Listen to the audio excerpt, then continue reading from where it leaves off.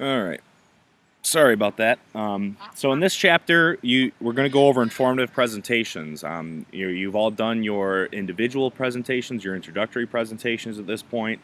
So now we're going to be looking ahead for your informative presentations. I want to apologize ahead of time. I'm at a park right now, and there's some ducks around. So if you hear some quacking, it's not because I have a bunch of pet ducks. It's because I'm at a park and there's some ducks around. So hopefully they'll stay pretty chill and we'll be all right. So what we're going to go over is we're going to look at the differences between informative and persuasive presentations because you're going to be doing both, and it's important that you know each. We're going to describe the ways to keep an audience engaged with the presentation topic. We're going to look at the different types of informative speeches. We're going to examine strategies for making an informative presentation successful, and then we're going to explain the structure of a sample informative outline, which you've kind of already got example outlines on e-learning, but your book in this chapter will kind of show you a little bit more detail of the structure that you should be using when making your outline. So first, an informative presentation is a presentation that conveys new information and increases your audience understanding about a topic.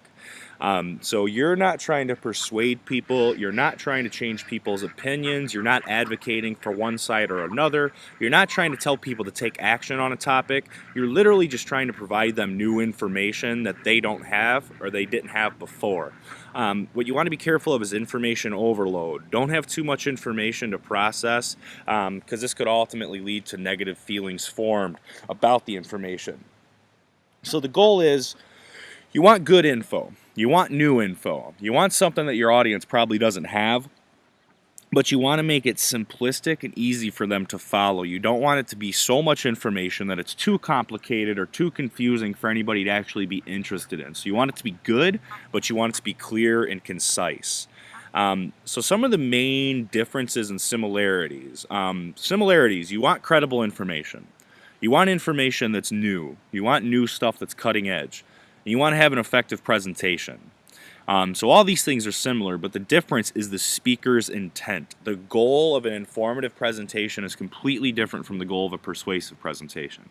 Again, an informative presentation, you just want to inform people of something, a new policy, a place, an event, a ritual, something about a culture. You just want to inform people that something is there. You want to give them new information about a topic. Whereas the goal of a persuasive speech is to literally try to change people some way, whether it's their attitude, a behavior, an action, a belief, whatever. That's where you actually want to verbally say things to try to change people's opinions or approaches to something. So informative, just providing information. Persuasive, trying to persuade your audience to kind of change their view of something. So you always want to relate the topic to your audience. You always want to take your informative speech and find a way to make it so that the audience can somehow relate to it. Choose topics that are beneficial, timely, and useful. Don't choose topics that are outdated, things that aren't really going to benefit anybody, things that don't apply to people. Try to always be aware of who your audience is and pick a topic that you think is going to be beneficial for them and useful for them to listen to. Tailor the topic with audience analysis. We're not going to do a whole lot of audience analysis in this class with it being an online class, but what I would typically have people do is, ask their classmates or ask the people in the audience what is, what are your interests, what are your background, things like that. You can kind of do a survey or talk with your classmates or talk with your audience or get some feedback from your audience, and that'll kind of help you tailor what the topic should be. And then you take that information and personalize the topic. Find a way to make it directly relatable and directly something that people can grasp onto and identify with. There's different types. There's demonstrative, explanatory, descriptive, and exploratory, and we're going to go over each one of those in more detail. Demonstrative is where you show the audience how to do something. This is where it's like, this is how you tie a shoe. This is how you clean a gun. This is how you tie-dye a shirt. This is how you build a bridge. It's literally where you're demonstrating how to do something. With these types of speeches, you want to be specific, you want to avoid being too technical, and typically you want to use a chronological organizational pattern. Step by step, this is how something is done. You're demonstrating how something is completed, how to do something, how to build something, how to do anything. It's showing them how to do something. We typically show this in a chronological organizational pattern. Explanatory is where we explain a concept, an idea, or a phenomena. This is where it's a theory, or it's an idea, or it's a thought, or it's something that's, not necessarily a physical thing, but a little bit more abstract. We try to connect the audience to the topic by relating it to current world events, or try to relate this to local events. So, the idea that smoking is bad. I know I use smoking a lot as an example. It's just kind of an easy one. Or an example that you should wear your seatbelt. These are all ideas, and we want to just present that information. We want to present the information surrounding those topics. And you can really use any organizational pattern for this. It just kind of depends your approach on explaining this information. We have descriptive, and this is where we describe people, places, or events. So instead of explaining an idea or demonstrating to people how to do something, this is where we literally describe something. Like if you want to describe a town, or you want to describe a high school, or you want to describe, an event that takes place, like, some kind of celebration ceremony or ritual. We want to paint a picture for the audience. We want to use multimedia aids. We want to use the correct words that will kind of encapsulate and explain this whole idea and describe it to them so that they can conceptualize it. Again, you can use any organizational pattern for this, but often cause and effect works. And then finally, there's exploratory informative presentation. This invites the audience to discover information about a topic.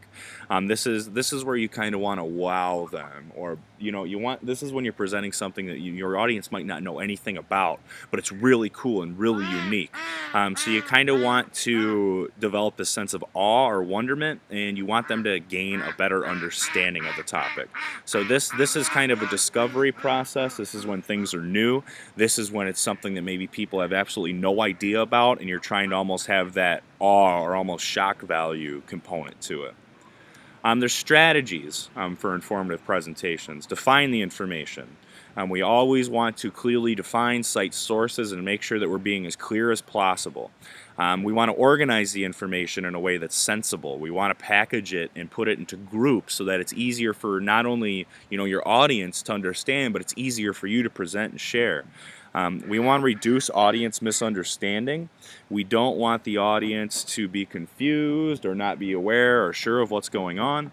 We want to give them incentives to listen. This is why you should listen to this. This is why this information is important to you. You want to involve your audience. You want to actually, say things to them or get them to partake in the presentation as much as you can. And you want to be aware of different learning styles. Some people are more visual. They need graphs. They need charts. They need images. Other people are more, kinesthetic. They need to be moving. They need to be physically doing something.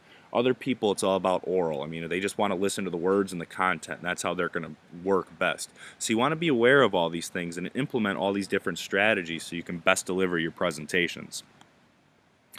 You always want to define info. You want to define new terms and ideas. Defining by what it's not. Like, for instance, a no-kill shelter is not the same thing as a dog pound.